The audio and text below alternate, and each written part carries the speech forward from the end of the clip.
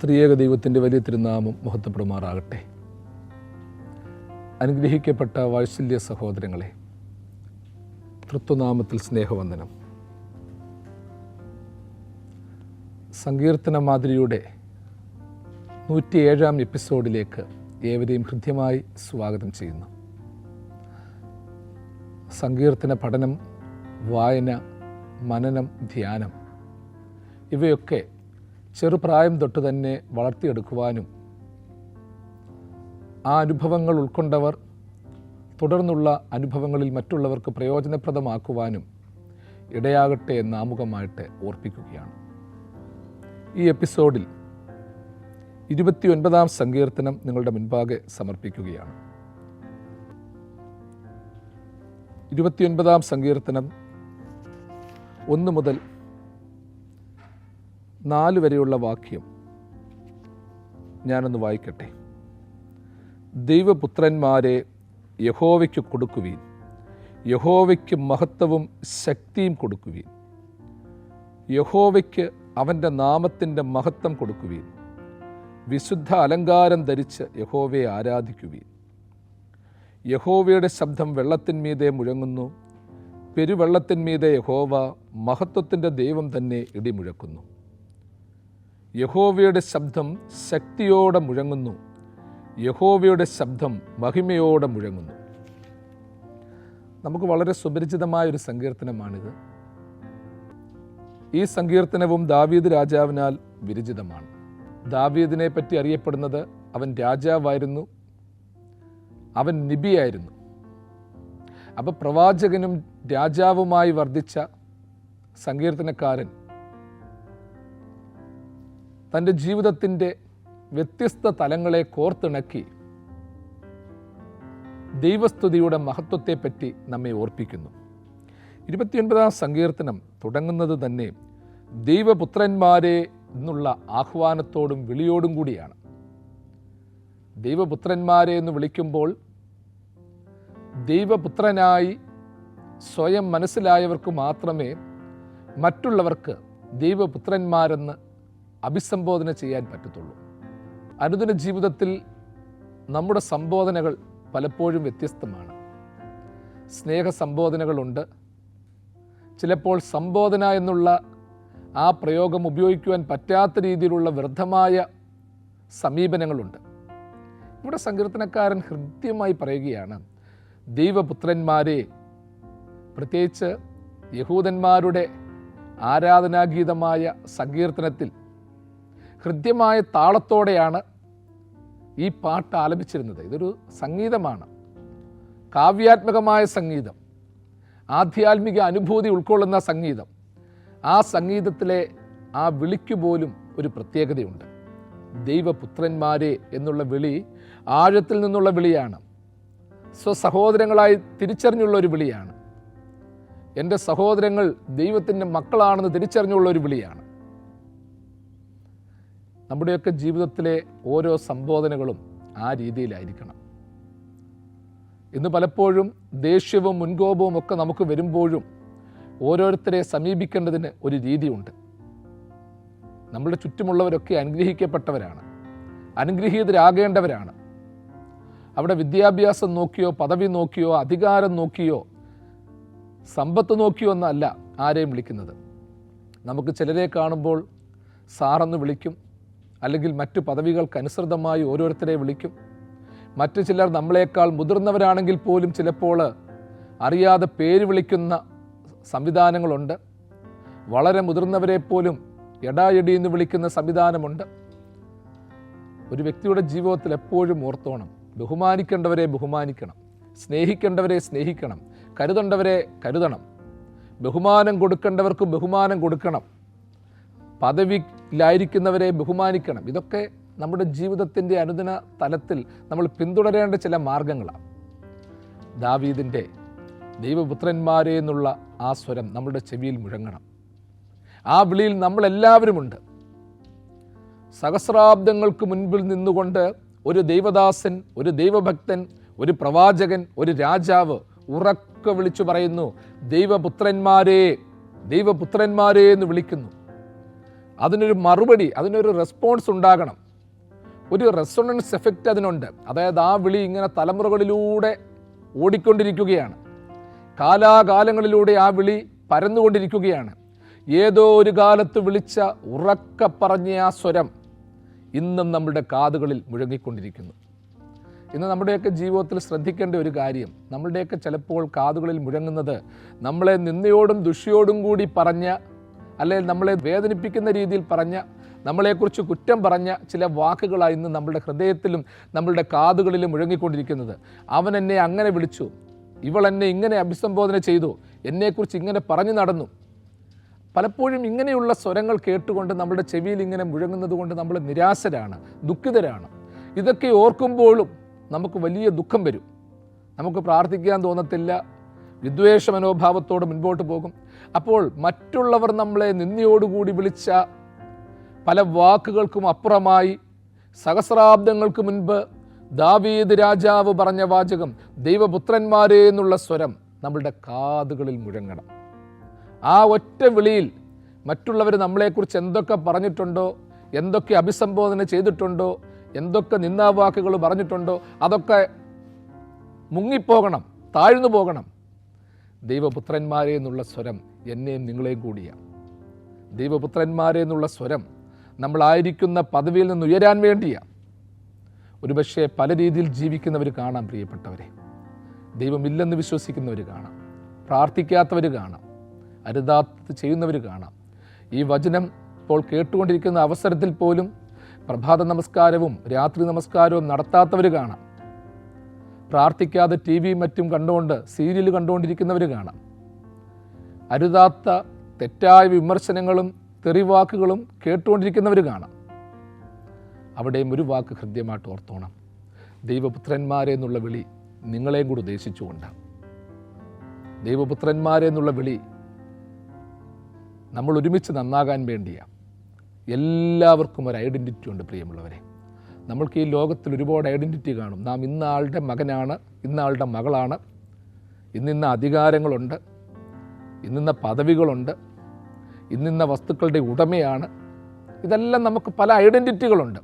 ഈ ലോകത്തിൽ എന്തൊക്കെ ഐഡൻറ്റിറ്റികളുണ്ടെങ്കിലും അഡ്രസ്സ് ഉണ്ടെങ്കിലും എൻ്റെയും നിങ്ങളുടെയും യഥാർത്ഥ അഡ്രസ്സ് എന്ന് പറയുന്നത്, യഥാർത്ഥ ഐഡൻറ്റിറ്റി എന്ന് പറയുന്നത് ദൈവത്തിൻ്റെ മക്കളെന്നുള്ള വിളിയാണ്. ദൈവത്തിൻ്റെ മക്കളായി തീരുമ്പോൾ നമ്മുടെ മാതാപിതാക്കളുടെ മക്കളായി നാം സ്വയം മെരുക്കപ്പെടും.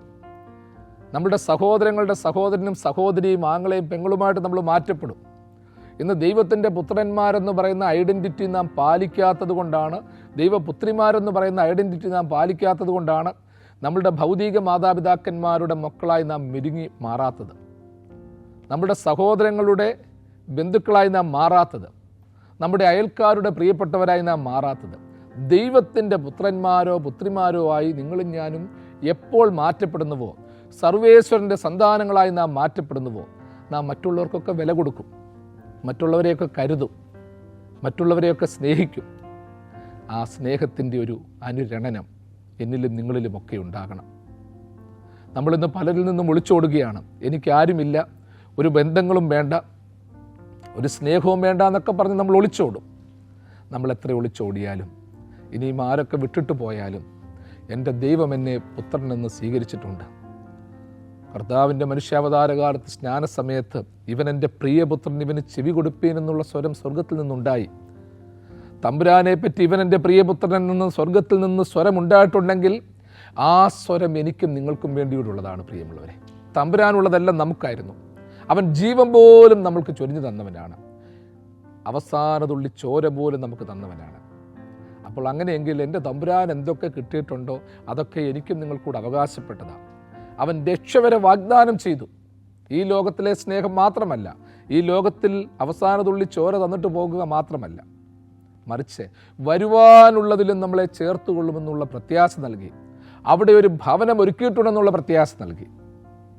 അപ്പോൾ ഇവൻ എൻ്റെ പ്രിയപുത്രൻ എന്നുള്ള വിളി കേട്ട തമ്പുരാൻ എനിക്ക് നിങ്ങൾക്കും വേണ്ടി ജീവൻ വെച്ചെങ്കിൽ അവൻ അനുഭവിച്ച ഓരോ അനുഭവങ്ങളും വഹിക്കുവാനും സഹിക്കുവാനും ഉൾക്കൊള്ളുവാനും നിങ്ങളും ഞാനും കടപ്പെട്ടവരാണ്. ഇവിടെ ഓർത്തോണം, ദൈവപുത്രന്മാരെ യഹോവയ്ക്ക് കൊടുപ്പീൻ, യഹോവയ്ക്കും മഹത്വവും ശക്തിയും കൊടുപ്പീൻ. യഹോവയ്ക്കും മഹത്വവും ശക്തിയും കൊടുപ്പീൻ. യഥാർത്ഥത്തിൽ ഒരു രീതിയിൽ പറഞ്ഞാൽ, ഞാൻ നേരത്തെ സൂചിപ്പിച്ചതുപോലെ എന്നോടും നിങ്ങളോടുമൊക്കെയുള്ള ഒരു വലിയ ആഹ്വാനമാണ്. ദൈവപുത്രന്മാരെ എന്നുള്ള വിളി കേട്ട് സുഖിച്ചിരിക്കുക എന്നുള്ളത് മാത്രമല്ല, അത് എന്തോന്നൊരു മറുപടി അതിന് കൊടുക്കണം. ശമൂവേൽ പ്രവാചകനെ വിളിച്ചപ്പോൾ അടിയനിതാ അരുളി ചെയ്യണമേ എന്നുള്ള മറുപടി പറഞ്ഞതുപോലെ, ദൈവപുത്രന്മാരെ എന്നുള്ള വിളി കേൾക്കുമ്പോൾ എൻ്റെ തമ്പുരാനേ എന്നുള്ള മറുപടി നമ്മൾ പറയണം. ആ എന്തോന്നുള്ള മറുപടിക്ക് പോലും ഒരു സൗമ്യതയുണ്ടാകണം, അതിനൊരു ആകർഷണീയതയുണ്ടാകണം. പിതാവ് വിളിക്കുന്നു, പുത്രൻ മറുപടി പറയുന്നു, അല്ലാതെ അലക്ഷ്യമായൊരു റെസ്പോൺസ് അല്ല ഉണ്ടാകേണ്ടത്. അപ്പോൾ യഹോവയ്ക്ക് കൊടുക്കണം, അവന് ശക്തി കൊടുക്കണം, അവന് മഹത്വം കൊടുക്കണം. യഹോവയ്ക്ക് ശക്തിയും മഹത്വവും കൊടുക്കണം. അതായത് പവർ ആൻഡ് ഗ്ലോറി എന്ന് പറയുന്നത് ഒരു വലിയ കൺസെപ്റ്റാണ്. ക്രിസ്ത്യൻ തിയോളജിയിലെ തന്നെ ഒരു കൺസെപ്റ്റാണ്, the power and the glory. പ്രിയമുള്ളവരെ, ലോകം ഇന്ന് പ്രവർത്തിക്കുന്നത് എപ്പോഴും ഈ രണ്ട് അനുഭവത്തിന് വേണ്ടിയാണ്. അധികാരം വേണം, പവർ വേണം, ശക്തി വേണം, ഗ്ലോറി മഹത്വം വേണം. അപ്പോൾ ഈ പവർ ആൻഡ് ദ ഗ്ലോറി എന്ന് പറയുന്ന രണ്ട് ടേമിനകത്തിൽ എല്ലാം ഉണ്ട്. അതിൽ അധികാരമുണ്ട്, അതിൽ പണമുണ്ട്, ആരോഗ്യമുണ്ട്, സമാധാനമുണ്ട്. ഇതെല്ലാം ഇതിൻ്റെ അകത്ത് കിടക്കുകയാണ്. ഇതുമായിട്ട് ബന്ധപ്പെട്ട മനുഷ്യൻ്റെ ഒരു ജീവിതചര്യ മുൻപോട്ട് പോകുന്നത്. ഏറ്റവും ഒന്നുമില്ല എന്ന് പറയുന്നവർക്ക് പോലും അവർക്കും മഹത്വം പ്രാപിക്കാനും ശക്തി പ്രാപിക്കുവാനും താല്പര്യമുണ്ട്. ഒരു മനുഷ്യനും അപജയത്തിലോട്ട് പോകുവാൻ സ്വന്തമായിട്ട് ആരും ആഗ്രഹിക്കുന്നില്ല. അഥവാ അങ്ങനെ ആഗ്രഹിക്കുക എന്ന് വെച്ചാൽ അതുപോലെ നിരാശയിലേക്ക് പോകുമ്പോഴേ അങ്ങനെ ആഗ്രഹിക്കത്തുള്ളൂ. യഹോവയ്ക്ക് ശക്തിയും ബഹുമാനവും കൊടുക്കണം, യഹോവയ്ക്ക് ശക്തിയും മഹത്വവും കൊടുക്കണം. ദൈവത്തിന് നമ്മൾ ശക്തിയും മഹത്വവും കൊടുക്കുന്നത് എങ്ങനെയാണ്? അവൻ സർവശക്തനാണ്, സർവജ്ഞനാണ്, സർവവ്യാപിയാണ്. മനുഷ്യൻ എങ്ങനെ ദൈവത്തിന് ശക്തിയും മഹത്വവും കൊടുക്കും? സൃഷ്ടി എങ്ങനെ സൃഷ്ടാവിനെ മഹത്വപ്പെടുത്തും, അല്ലെങ്കിൽ അവന് ശക്തി കൊടുക്കും? അതിനൊരു വലിയ ആത്മീയതയുണ്ട്, ആത്മീയ തലമുണ്ട്. നമ്മളുടെ ഓരോ പ്രാർത്ഥനകളും, അതുകൊണ്ടാണ് പറയുന്നത്, സ്തുതികളിന്മേൽ അധിവസിക്കുന്നവനെന്ന് സർവശക്തനായ ദൈവത്തെ വിലയിരുത്തുന്നു. മാലാകമാർ ലക്ഷക്കണക്കിനുണ്ടെങ്കിലും തൻ്റെ സൃഷ്ടിയുടെ സ്തോത്രസ്വരം കേൾക്കുവാൻ ദൈവം ആഗ്രഹിക്കുന്നു. അപ്പോൾ തീർച്ചയായിട്ടും ദൈവപുത്രന്മാരെ ദൈവത്തിന് ശക്തിയും മഹത്വവും കൊടുക്കുവീനെന്ന് പറയുന്നത് ഇപ്പോൾ സന്ധ്യാസമയമാകുമായിരിക്കും ചില പ്രദേശങ്ങളിൽ, ചില രാജ്യത്ത് ഇപ്പോൾ പ്രഭാതമാണ്. അലക്ഷ്യമായി കിടക്കുന്ന നമ്മളോടൊരു വലിയൊരു വിളിയാണ് നടത്തുന്നത്. നിങ്ങൾ എഴുന്നേറ്റ് പ്രാർത്ഥിക്ക്, ഉറങ്ങിയവരെ നിങ്ങൾ ഉണർന്നെഴുന്നേറ്റ് ദൈവത്തെ സ്തുതിക്ക്. അലക്ഷ്യമായിട്ട് കിടക്കരുത്, മൂസന്ധ്യയ്ക്ക് മൂടിപ്പതച്ച് കിടക്കരുത്, കുറ്റങ്ങളും കുറവുകളും പറഞ്ഞുകൊണ്ടിരിക്കരുത്, അരുതാത്തത് പറഞ്ഞുകൊണ്ടിരിക്കരുത്. ദൈവത്തിൻ്റെ സ്വരമുയരണം. നിങ്ങൾ ദൈവപുത്രന്മാരാണ്. പുത്രന്മാർ പിതാവിനെ ബഹുമാനിക്കണം, പിതാവിന് ശക്തിയും മഹത്വവും കൊടുക്കണം, പിതാവിൻ്റെ മഹത്വത്തിനനുസരിച്ച് ജീവിക്കണം. ഇത് നമ്മൾക്കുള്ള ഒരു വലിയ ആഹ്വാനമാണ്. ചിലപ്പോൾ ആലോചിച്ച് നോക്കണം, ഒരു പാട്ടിൻ്റെ ഈരടികളായിരിക്കാം നമ്മളിലേക്ക് പെട്ടെന്ന് ദൈവിക ചിന്ത കൊണ്ടുവരുന്നത്, ഒരു വേദവായനയായിരിക്കാം.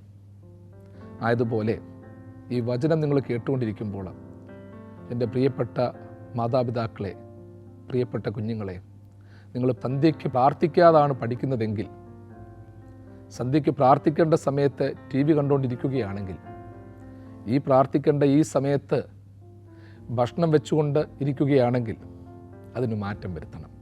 കാരണം എല്ലാത്തിനും ഒരു സമയമുണ്ട്. എല്ലാവരും പറയും ഞങ്ങൾ പ്രാർത്ഥിക്കും, ഞങ്ങൾ പ്രാർത്ഥിച്ചോളാം.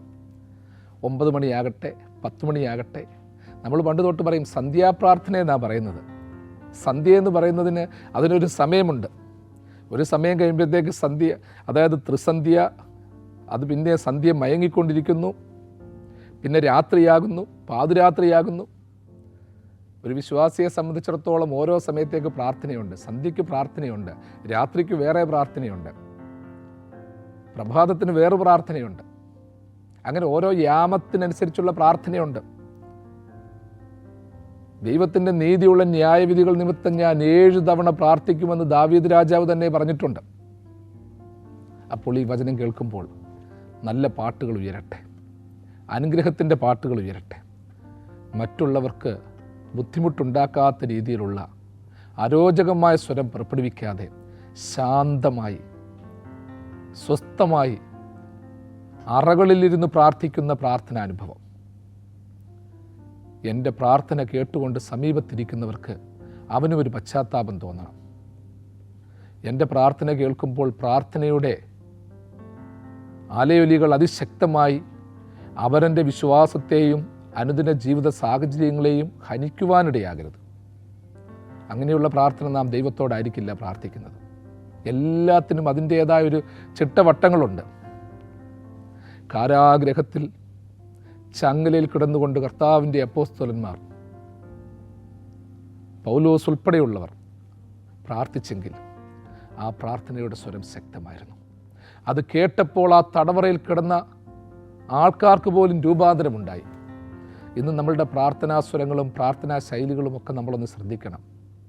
ഇന്ന് പലപ്പോഴും പ്രാർത്ഥിക്കുന്ന പ്രാർത്ഥനകൾ തർക്കവിഷയങ്ങളാകുന്നു, പ്രതിസന്ധി സൃഷ്ടിക്കുന്നു, കേസും വഴക്കും സൃഷ്ടിക്കുന്നു. അത്തരത്തിൽ ഓർത്തുകൊള്ളണം.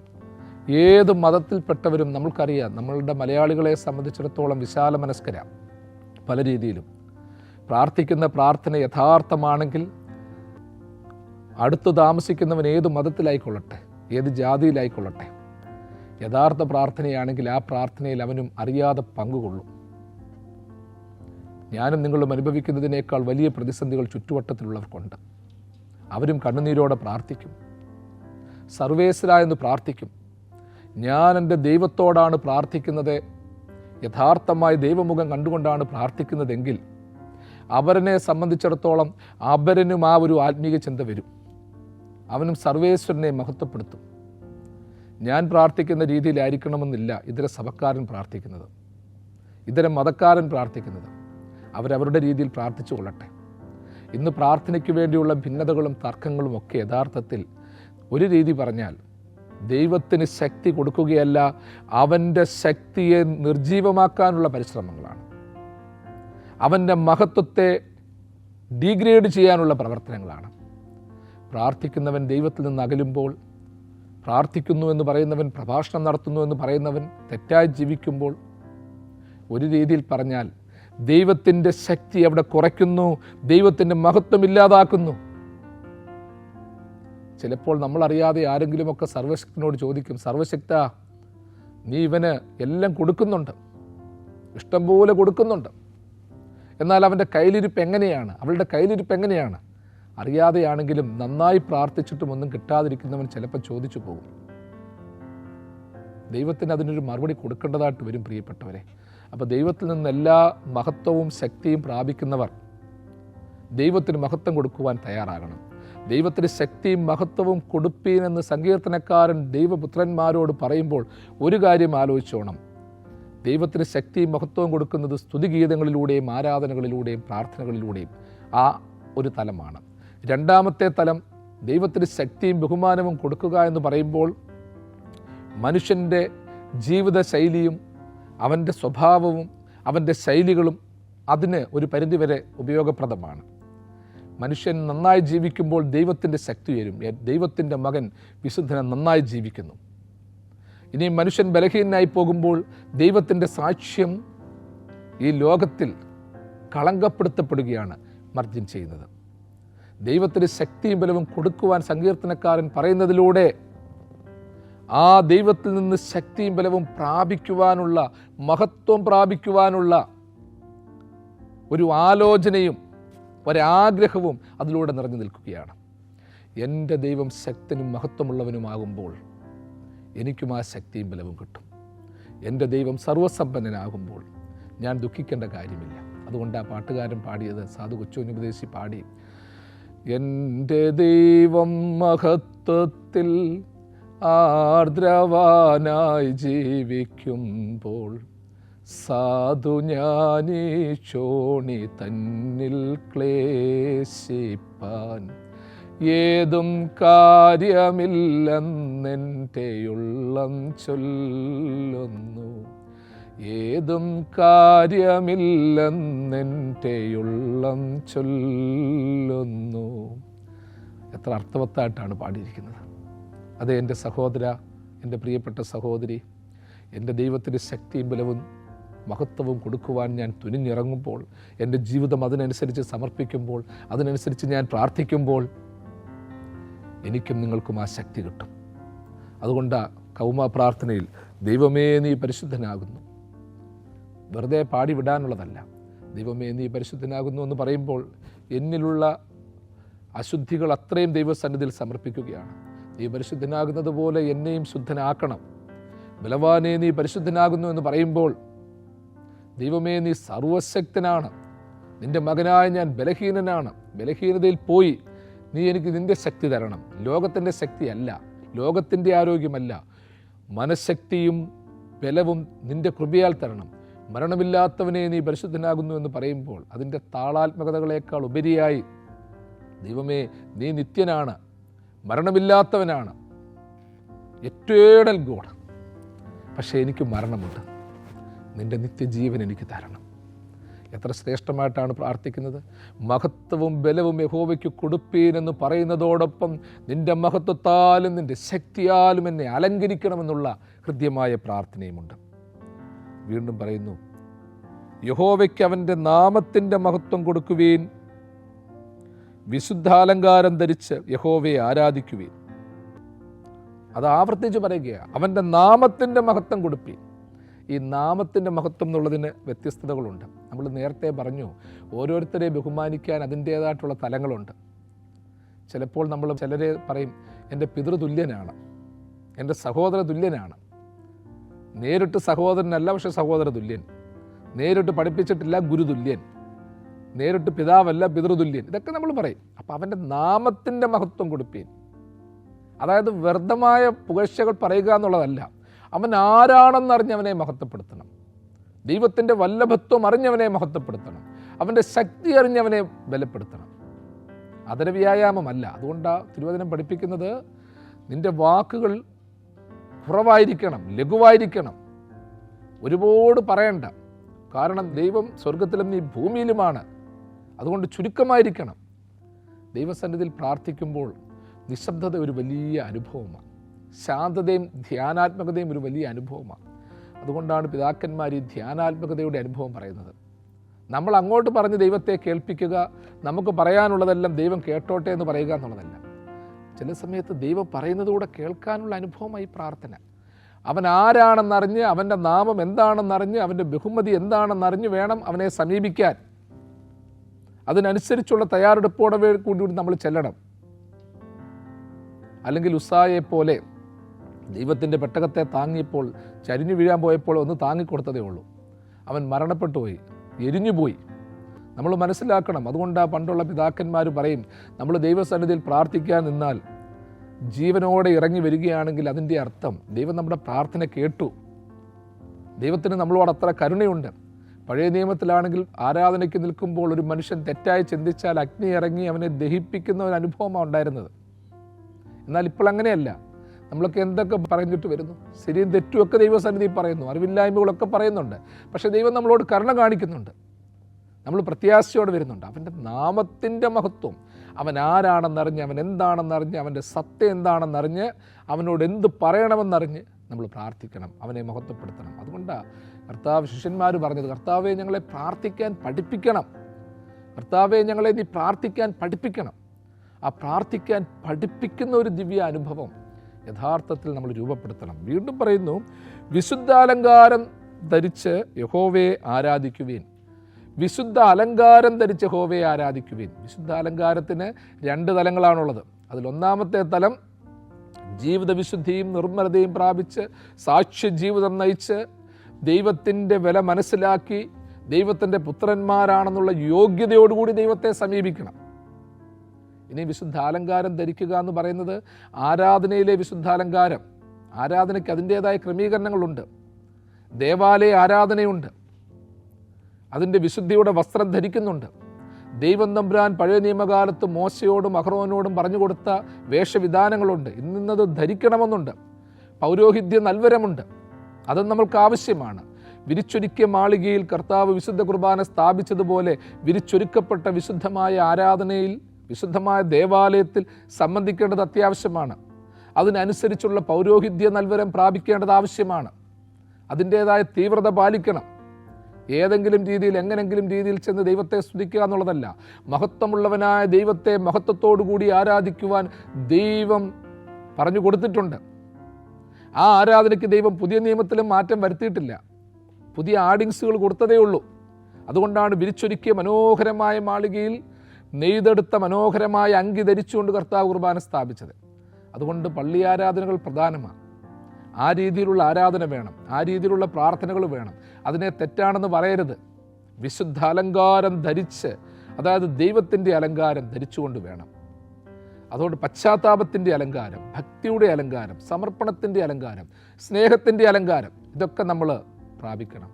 എന്നലങ്കാര വസ്ത്രം ധരിച്ചിടും ഞാൻ ഇന്നു മുതൽ ദൈവമേ മേലാൽ, എന്നിലശുദ്ധനും ചേലയില്ലാത്തോനും ചേർന്നു വരികയില്ല മേലാൽ, എന്നിലശുദ്ധനും ചേലയില്ലാത്തോനും ചേർന്നു വരികയില്ല. ദൈവം തൻ്റെ വലങ്കരം നീട്ടി നിങ്ങളെല്ലാവരെയും സദാകാലവും വാഴ്ത്തി അനുഗ്രഹിക്കുമാറാണ്.